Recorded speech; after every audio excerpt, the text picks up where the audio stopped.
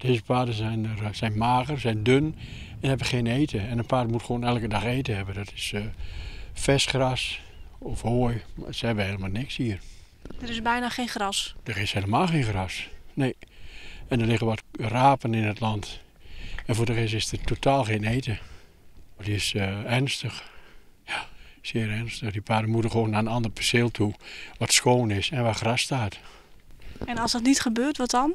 Nou, dan kan een paard kunnen wel eens dooien vallen. Willem Kalkman van Sint-Jabek zit zelfs in de hinders en kan het net onderzien hoe de beesten erbij staan in het Noorderleeg. Hij komt daarom nou in actie. We hebben melding gemaakt bij het nummer wat daarvoor is sinds kort. 114 is dat, geloof ik. En die mensen zouden ermee aan de gang, maar dat is het enige wat ik gehoord heb. Je had er net een soort vertrouwen in? Ik weet het, ik heb er nog niks van gemerkt. De groen dat de hinders op staan is van boer Pieter Bauma. Hij kan hem helemaal net vinden in de kritiek over de hinders. Ik voer 50 pak in de week achter de dik bij. Ik voer die rapen, ik voer die jippels.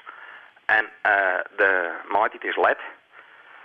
En normaal gesproken, dan is er meer gas. De situatie is er. En je wil graag dat het elke goed en netjes en van elkaar draait. En daar beuk ik voor.